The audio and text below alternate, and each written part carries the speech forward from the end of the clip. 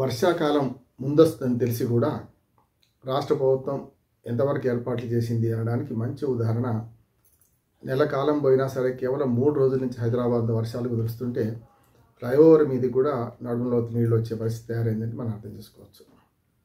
ఒకనాడు మోక్షగుండం విశ్వేశ్వరయ్య గారు ఆనాడు లియాఖత్ అలీ ఖాన్తో కలిసి, స్థానిక ఇంజనీర్తో కలిసి ఆనాడు ఓల్డ్ సిటీలో పెద్ద ఎత్తున డ్రైనేజ్ వ్యవస్థ ఏర్పాటు చేస్తే ఓల్డ్ సిటీలో వరదలు వస్తలేవు, సందులు ఇరుకుండొచ్చు, మనసులు మాత్రం ఇరుకులేవు అక్కడ. కానీ ఇక్కడ బంజారా హిల్స్, జూబ్లీ హిల్స్, ఆధునిక నగరంలో కూడా ఇవాళ చిన్న వర్షానికి రోడ్లన్నీ జలమయమైపోవడం నేనే ప్రత్యక్షంగా మనం అనుభవించాను. నేను బెంగళూరు రావడానికి, రాజధాని ఎక్స్ప్రెస్ ఎక్కడానికి 8 కిలోమీటర్ల దూరానికి 2 గంటలు ప్రయాణం చేయాల్సి వచ్చింది. వర్షం పడుతుంటే ఎక్కడికక్కడ రోడ్లు జామ్ కావడం, ఎక్కడెక్కడ నీళ్ళన్నీ మొత్తం రోడ్ల మీద నిలబడిపోవడం, కార్లన్నీ ఆగిపోవడం చూస్తున్నాం. అంటే ఒక అరగంట గట్టిగా 5-6 సెంటీమీటర్ల వర్షం పడితేనే హైదరాబాదు తల్లడిల్లిపోతుంది. దానికి కారణం ఏమిటి? తిలా పాపం తలా పిడికడు. ఇవాళ కాంగ్రెస్ ప్రభుత్వం వచ్చింది ఇంకా ఈ 1.5 years జరిగిందని నేను అను. కానీ నాలాల కబ్జా, దాంతోపాటు కాలువల మీద ఇళ్ళు కట్టుకోవడం, పెద్ద ఎత్తున చెరువులు కబ్జా చేయడం, చెరువులు FTL లెవెల్, మన బఫర్ జోన్ లెవెల్ కబ్జా పెట్టడం, ఇవన్నీ కారణమే కాదంటలేదు నేను. అందుకనే గత కాలం ప్రభుత్వాలన్నీ కూడా కాంగ్రెస్, తెలుగుదేశం, BRS ఈ 3 పార్టీలే కదా ఇప్పటిదాకా పరిపాలించినాయి రాష్ట్రంలో. ఈ 3 పార్టీలది తిలా పాపని తలా పెట్టుకోవడం. ఇవాళ 1.5 yearగా 2 వర్షాకాలాలు చూస్తున్నది ఈ కాంగ్రెస్ గవర్నమెంట్. మరి రెండవ వర్షాకాలం మొదటిదంటే సరే, అంతకుముందు వాళ్ళు చేయలేదు, దాని ఫలితం అనుకోవచ్చు.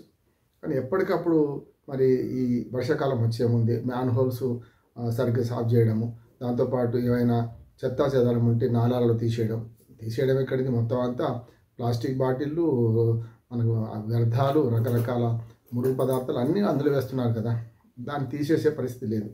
కాబట్టి తూత మంత్రంగా కొంత పని చేసామని అనిపించుకున్నారు. కానీ నీళ్లు పోకపోతే అర్థమైంది కదా, నీరు పల్లె మెరుగు, నిజం దేవుడు ఎరుగు అన్నాడు సామెత. మరి నిజం దేవుడు ఎరుగడం లేదు, కానీ నీరైతే పల్లె పెరుగుతున్నాయి, మరి ఎటు వంపుంటే అటు పోతున్నాయి, కాలనీల జలమయం అవుతున్నాయి. ఒక రకంగా చెప్పాలంటే అర్బన్ ఫ్లడ్స్ అనే కొత్త మాట మనకు వినొస్తుంది ఈ మధ్యన, 5-6 ఏళ్ళ నుంచి వినొస్తుంది. అంటే వర్షం కొడితే ఒకేసారి కుండపోతే వర్షం కొట్టడం, తర్వాత వర్షం లేకుండా పోవడం. ఇవాళ సరిగ్గా తెలంగాణ రాష్ట్రంలో 1 month కాలం పోయింది, 4 రోజులు కాలం పోయింది. పంటలు వేసుకునే రైతులు ఇబ్బంది పడుతున్నారు. సరే, గ్రామాలలో మంచి చెడు నీళ్లు వర్షం ఒకసారి పడ్డా 10 సార్లు పడ్డా పంటలకు నష్టం తప్ప మిగతా దానికి ఏం కాదు. కానీ అట్లా కాదు కదా, పట్టణాలు, నగరాలు ఇవన్నీ చూస్తుంటే మనం చాలా పెద్ద ఎత్తున ఈ అర్బన్ ఫ్లడ్స్ వల్ల నష్టపోతున్నాయి. ఫస్ట్ ఫ్లోర్ వరకు నీళ్ళు వచ్చే పరిస్థితి ఇప్పుడు ఒక్క వర్షానికి ఎట్లా ఉంటే, మరి ఫ్లైఓవర్ల మీద కూడా నడుములోతు నీళ్ళు వస్తుంటే ఏం చేస్తున్నాయి ఈ ప్రభుత్వాలు అంటున్నాను. GHMCకి పెద్ద ఎత్తున ఫండ్స్ ఉన్నాయి. మరి వాళ్ళ నాలాలు అంతకుముందే, నా ఉద్దేశం అంటే దీపం ఉన్నప్పుడు ఇది చక్కబెట్టుకోవాలి. ఎండాకాలంలో చేయాల్సిన పనులు ఇప్పుడు వర్షాకాలంలో చేస్తే లాభమైంది. మొన్న ఈ 3 రోజుల నుంచి వర్షాలు చూడండి, ఎక్కడికక్కడ పాపం పోలీస్ సిబ్బంది, పోలీస్ ట్రాఫిక్ పని చేయాలి, కానీ వాళ్ళు కూడా హోంగార్డ్స్ కానీ పోలీస్ సిబ్బంది కానీ ఎక్కడికక్కడ నాలా నీళ్లు పోకపోతే రోడ్ల మీద నీళ్లు నిలుస్తుంటే ఆ వాహనాలు అడ్డుపెట్టి మునిగిపోతాయి మీ వాహనాలు అని చెప్పి దారి మళ్లించడం చూస్తున్నాం. అట్లాగే మ్యాన్ హోల్స్ దగ్గర పార పట్టుకొని పోలీసులు పనిచేస్తున్నారు. చేయాల్సింది ఎవరు? GHMC ఉద్యోగస్తులు కదా, వాళ్ళతో చేయించాల్సింది ప్రభుత్వం కాదా? అందుకని ఇవన్నీ చూస్తే మనకు అర్థమవుతుంది ఏంటంటే, గత జల సేతు బంధనం అంటే నీళ్ళు వెళ్ళిపోయాక కట్టకట్టుకోవడం లాంటిది. నీళ్ళు వస్తుంటే ముందస్తు జాగ్రత్తగా మనం చర్యలు తీసుకోకపోతే ఇట్లా ఉంటుంది. ఇది ఒక్కనాటితో అయ్యేది కాదు. ఇవాళ దాన్ని ఏమంటారు, డిజాస్టర్ మేనేజ్మెంట్ ఏదైతుందో హైడ్రా కూడా అందులో భాగమే. కనుక హైడ్రా ఇప్పటికైనా సరే, వచ్చేదంతా వర్షాకాలం, ఇంకా 3 నెలలు వర్షాలు ఉంటాయి. కనీసం 2 నెలలు అయితే, ఆగస్టు, సెప్టెంబర్ అయితే పూర్తిగా వర్షాకాలమే కదా. ఇప్పటి నుంచి అయినా వర్షాలు తక్కువైన సందర్భంలో రేపటి నుంచి మొదలుపెట్టి ఇవన్నీ చేయాల్సింది. ఫ్లైఓవర్ మీద వరదలు వచ్చినాయి అనే పరిస్థితి అంటే ఫ్లైఓవర్ మీద నీళ్లు కింది పోయే ఏర్పాటు చేయలేము మన అర్థమవుతుంది. కనుక ప్రమాదాలు జరిగే ఉన్నది కూడా. ఇవాళ స్కూలు పిల్లలు పోతుంటారు, పెద్ద పెద్ద నాలాలు వాటిల్లో కొట్టుకపోయే పరిస్థితి చూస్తాం. గతంలో కూడా చూసినాం మనం, మ్యాన్హోల్లో కొట్టుకపోయి ఎంతమంది శవాలు దొరకని పరిస్థితి కూడా చూసినాం. కనుక ఇప్పటికైనా సరే GHMC తగిన జాగ్రత్తలు తీసుకోవాలి. ఫండ్స్ లేవని కాదు, పన్నుల డబ్బులు వసూలు చేస్తున్నారు కదా, ట్యాక్స్ పేయర్స్ మనీ ఉంది కదా మీ దగ్గర. మరి ఈ సౌకర్యాలు, కనీస సౌకర్యాలు కల్పించకపోతే ఈ ట్యాక్స్లు ఎందుకు కట్టాలి, ఎందుకు మేము ప్రాణాలు బలి ఇవ్వాలి అని ప్రజలు అడుగుతుంటారు కదా. అందుకని ఇప్పటికైనా సరే రాష్ట్ర ప్రభుత్వం ఏమో GHMCని ఆదేశించాలి. అట్లాగే ఆయా కార్పొరేషన్లు, ఉదాహరణకు వరంగల్లో చూసాం 2020లో అయితే మొత్తం అంతా ధనవంతుల ఇళ్ళలోకి నీళ్ళు వచ్చినాయి అని ఒక వార్త. అంటే నీళ్లు చెరువులో ఇల్లు కట్టుకుంటే ధనవంతుడైనా పేదోడైనా ఒకటి, నీళ్లకు ధనవంతుడు పేదోడు కులము మతము ప్రాంతం ఉండదు కదా. అందుకనే ముఖ్యంగా లేఅవుట్లు మంజూరు చేయడంలో ఆ పెద్ద ఎత్తున లోపం జరుగుతుంది. జిహెచ్ఎంసీ అధికారులను ఎవరిని పట్టుకున్న ఐసీబీ దాడులు చూస్తుంటే చాలా ప్రజలతో నిత్య సంబంధాలు ఉన్న ఆఫీసుల మీద మన ఉద్యోగుల మీద దాడి జరుగుతుంటే కోట్ల రూపాయలు పట్టుబడుతున్నాయి కదా. ఇరిగేషన్ శాఖ కావచ్చు, మున్సిపల్ శాఖ కావచ్చు, రెవెన్యూ శాఖ కావచ్చు, పోలీస్ శాఖ కావచ్చు. చూస్తున్నాం మనం. పోయిన సంవత్సరం మొత్తం రాష్ట్రంలో ఏసీబీ పట్టుకునే కేసులు 128 అయితే ఇప్పటికే 130 దాటినాయి.